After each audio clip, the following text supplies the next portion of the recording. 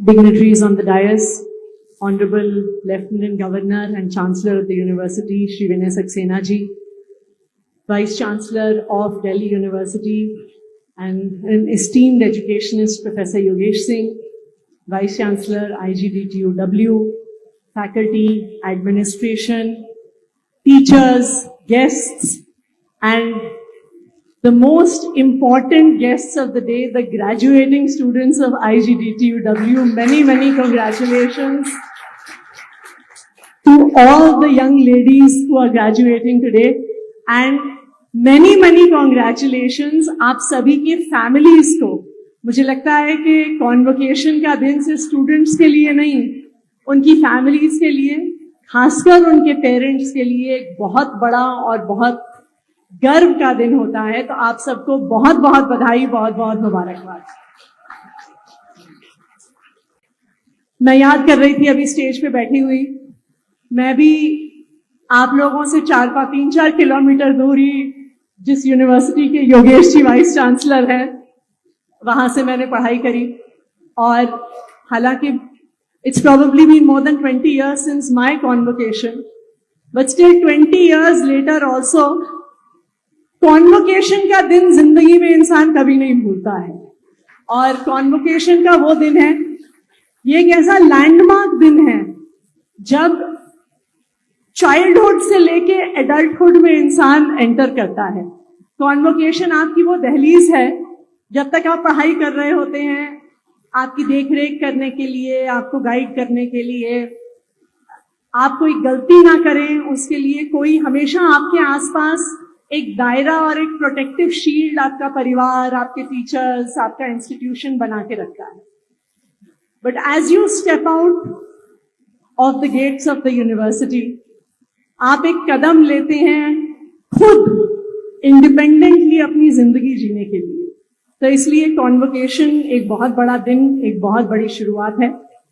Students को बहुत बहुत बधाई, क्योंकि आपने इतनी prestigious university IGDTUW, one of the premier institutions of Delhi government, one of the institutions with the best placement records I think across the country, से आप लोग ग्रेजुएट कर रहे हैं. उसके लिए आप सबको बहुत बहुत बधाई. Congratulations IGDTUW की सारी टीम को. मैं पढ़ रही थी कि NAC में IGDTUW को A+ की रेटिंग मिली है अपने फर्स्ट असेसमेंट साइकिल में ही. उसके लिए सभी टीचर्स और प्रिंसिपल्स को बधाई.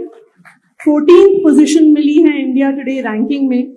एंड आई रिमेंबर दैट कुछ महीने पहले जब मैं एज फाइनेंस मिनिस्टर अपनी बजट स्पीच बना रही थी, तो शायद दिल्ली गवर्नमेंट की सारी यूनिवर्सिटीज में प्लेसमेंट में हाईएस्ट पैकेज IGDTUW के ही स्टूडेंट को मिला था.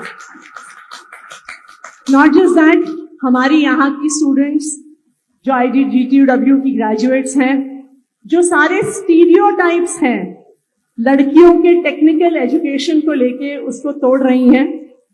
From getting Google generation scholarships to winning hackathons to participating in competitions on artificial intelligence, mechatronics, to setting standards in sports. IGDTUW की हमारी young women graduates are breaking all stereotypes कि लड़कियां technical education में आगे नहीं बढ़ सकती हैं. तो उसके लिए भी आपको बहुत बहुत बधाई. देखिए, ये स्टीरियोटाइप्स लड़कियों के बारे में क्यों होते हैं? ये इसलिए होते हैं बिकॉज ये कहीं ना कहीं हमारे समाज की सच्चाई है कि हमारे समाज में, ये अच्छी बात है कि ये परिस्थितियां धीरे धीरे बदल रही हैं, पर ये हमारे देश की सच्चाई है कि परिवार के लड़कों को परिवार की लड़कियों से थोड़ा आगे रखा जाता है. मुझे याद है कई साल पहले, soon after our government was form, शायद 2015 में या 2016 में, मैं गवर्नमेंट स्कूल में गई थी. ऑल गर्ल्स स्कूल था वो. तो मैं असेंबली में वहां पे लड़कियों से बात कर रही थी और मैंने उन लड़कियों से पूछा कि उनमें से किस किस के भाई प्राइवेट स्कूल में पढ़ते हैं. 95% लड़कियों ने अपना हाथ उठाया. इसका क्या मतलब था कि अगर परिवार के पास एक बच्चे को अच्छी शिक्षा देने के पैसे थे क्योंकि तब गवर्नमेंट स्कूल्स में अच्छी पढ़ाई नहीं होती थी, वो अपने बेटे को प्राइवेट स्कूल में भेजते थे और बेटी को सरकारी स्कूल में भेजते थे। तो ये सच्चाई है कि हमारे देश में लड़कियों को और लड़कों को अनइक्वल ट्रीट किया गया है। ये सच्चाई है कि जब लड़कियां छोटी होती हैं तभी से उन्हें कहा जाता है ऐसे मत बोलो, ये मत पहनो, लड़कियां ये नहीं खेलती, लड़कियां ये नहीं पहनती, लड़कियां ये पढ़ाई नहीं करती। लेकिन आज जो हमारी सारी यंग स्टूडेंट्स ग्रेजुएट कर रही हैं, आप लोगों ने ये साबित करके दिखा दिया है कि लड़कियां कुछ भी कर सकती हैं, हर फील्ड में सफल हो सकती हैं, आगे बढ़ सकती हैं। चाहे लड़कियों के, चाहे हमारे समाज में रहने वाले सभी यूथ के, चाहे अगर हम अपनी देश की भी बात करें, education is the key to development. अगर हम चाहते हैं कि हम अपनी पर्सनल जिंदगी में आगे बढ़े, अगर हम चाहते हैं कि हमारा देश आगे बढ़े, तो चाहे खुद जिंदगी में आगे बढ़ना हो, चाहे देश में आगे बढ़ना हो, आगे बढ़ने का और डेवलपमेंट का एक ही रास्ता है और वो है शिक्षा, और कोई रास्ता नहीं है। इनफैक्ट जिन देशों को आज हम डेवलप्ड कंट्रीज के नाम से जानते हैं, चाहे यूएस हो, चाहे अमेरिका हो, चाहे कनाडा हो, चाहे यूरोपियन कंट्रीज हो, ये सारे वही देश हैं जिन्होंने अपने देश के बच्चों को अच्छी एजुकेशन देने में इन्वेस्टमेंट करी, जिन्होंने हर बच्चे को free education the, free schooling the, irrespective of the background they came from. Every child in these countries got high quality education. And that is the reason, ये वो आधार है, ये शिक्षा वो आधार है जिससे ये देश आगे बढ़े।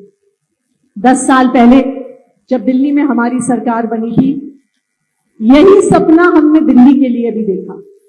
And Delhi became the first and only state that spends 25% of its budget on education, और लगातार 10 सालों से दिल्ली सरकार शिक्षा पे 25% अपना बजट खर्च करती आई है।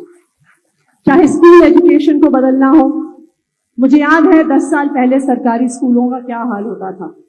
इनफैक्ट ज्यादातर गवर्नमेंट स्कूल को अगर आप किसी भी एरिया में जाइए तो टेंट वाले स्कूल के नाम से जाना जाता था। हम कई बार ये मजाक में ये कहते हैं कि पिछले 10 साल में टेंट वाले स्कूल को टैलेंट वाले स्कूल में बदलने की जर्नी हमने पिछले 10 साल में तय की है, और उसके नतीजे भी दिख रहे हैं। आप सब स्टूडेंट्स यहाँ पे जो इंजीनियरिंग की पढ़ाई से ग्रेजुएट कर रही हैं, आप सबने जेईई का एग्जाम दिया होगा। कितना मुश्किल एग्जाम होता है, कितने सालों तक उसकी पढ़ाई करनी पड़ती है, कोचिंग करनी पड़ती है। जो बच्चे एक वेल ऑफ परिवारों से आते हैं उनको आगे बढ़ने का इसमें मौका मिल पाता है, लेकिन पहले गवर्नमेंट स्कूल के स्टूडेंट्स जेईई नीट के एग्जाम्स नहीं क्रैक कर पाते थे। लेकिन आज मुझे खुशी है इस बात की कि दिल्ली के गवर्नमेंट स्कूल्स में इतना ट्रांसफॉर्मेशन हुआ है कि in the last cycle of JEE and NEET, Delhi सरकार के स्कूलों के 2200 बच्चों ने जेईई और नीट के एग्जाम को क्लियर किया और देश की बढ़िया मेडिकल कॉलेजेस और इंजीनियरिंग कॉलेजेस में एडमिशन किया। मुझे लोग कहते हैं कि हम अक्सर स्कूलों की बात तो करते हैं लेकिन यूनिवर्सिटीज में जो काम हुआ है उसकी बात कम करते हैं, तो वो भी मैं आपसे शेयर करना चाहूंगी। पिछले 10 साल में हायर एजुकेशन का बहुत एक्सपेंशन हुआ है दिल्ली में। 4 नई यूनिवर्सिटीज खुली हैं। एनएसयूटी जो आपकी तरह एक टेक्निकल यूनिवर्सिटी है, Delhi skill and entrepreneurship university जिसने एंटरप्रेन्योरशिप को ग्रेजुएशन के प्रोग्राम में शुरुआत की है, जिसकी Delhi sports university, Delhi teachers university. ना सिर्फ इतना, हमारे एग्जिस्टिंग यूनिवर्सिटीज के भी कैंपसेस में एक्सपेंशन हुआ। अंबेडकर यूनिवर्सिटी को 2 नए कैंपस मिले, एक लोधी रोड में, एक करमपुरा में। दिल्ली टेक्नोलॉजिकल यूनिवर्सिटी को एक नया ईस्ट कैंपस मिला। एनएसयूटी को 2 कैंपसेस मिले, एक जाफरपुर में, एक गीता कॉलोनी में। आईपी यूनिवर्सिटी को एक शानदार new age east Delhi campus मिला जहां पे हजारों स्टूडेंट्स आज पढ़ रहे हैं। ना सिर्फ इतना, 2014 में जहां दिल्ली गवर्नमेंट की यूनिवर्सिटीज में 3,620 स्टूडेंट्स पढ़ते थे, 10 साल के अंदर अंदर ये नंबर ऑलमोस्ट डबल हो गया है and in 2024 1,55,000 students are studying in Delhi government universities and getting excellent educational opportunities. मुझे पता है कि IGDTUW के स्टूडेंट्स को बहुत अच्छे जॉब्स के पैकेजेस मिलते हैं, लेकिन एक संदेश है जो आप लोगों को जरूर यहां से देके जाना चाहूंगी मैं। हमारा सारा एजुकेशन सिस्टम हमें गियर करता है नौकरियां ढूंढने के लिए। जब से हम छोटे होते हैं, पढ़ाई में अच्छे होते हैं, तो हमें एक नसीहत दी जाती है कि अच्छी नौकरी करना, अच्छी नौकरी ढूंढना, एंड पूरे एजुकेशन सिस्टम का मकसद ही ये बन जाता है कि अच्छी से अच्छी नौकरी हम ढूंढ पाए। लेकिन अगर हमारे बेस्ट एंड ब्राइटेस्ट जैसे कि आप लोग नौकरियां ढूंढने वाले बन जाएंगे, तो हमारे देश में नौकरी देने वाला कौन बनेगा? If there is anything the economy of this country needs, it is jobs and employment.